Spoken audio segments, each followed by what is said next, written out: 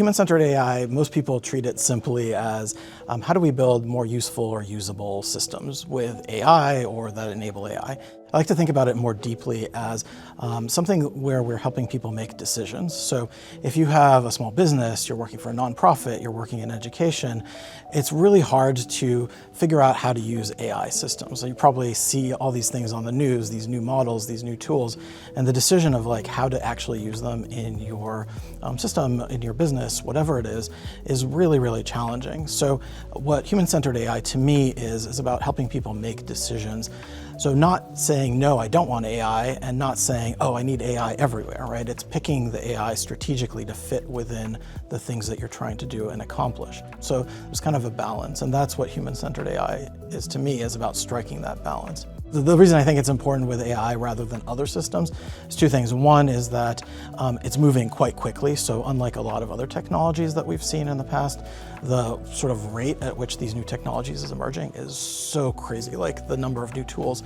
The other is I think AI is much closer to the way humans think. So it's not like another spreadsheet system, right? It is something that is thinking a little bit more deeply, that is doing something much closer to the way humans interact with technology and information.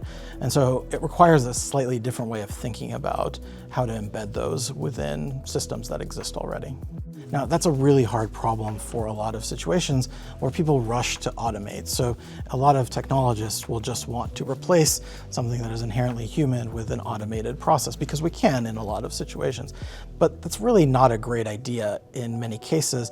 For example, we can probably all agree that education, the hard part, like the things that you have to struggle with, are the things that will actually teach you how to become good at something. And then once you're good at it, you don't necessarily want to give it up, right, to a system to do automatically for you. So an artist, for example, doesn't want everything automated for them. And so the right way of thinking about HCAI and human-centered AI is how to best understand what people actually want and need and their expectations of the world and what they find value in the world, what other people find value in, and to build systems around that.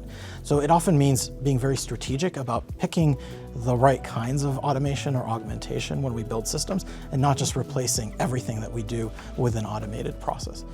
Whether you're working in technology or working more in policy or product design or UX, like I think that there are a lot of opportunities now to make a difference. I think people are quite nervous about AI and its meaning and its implications for their world.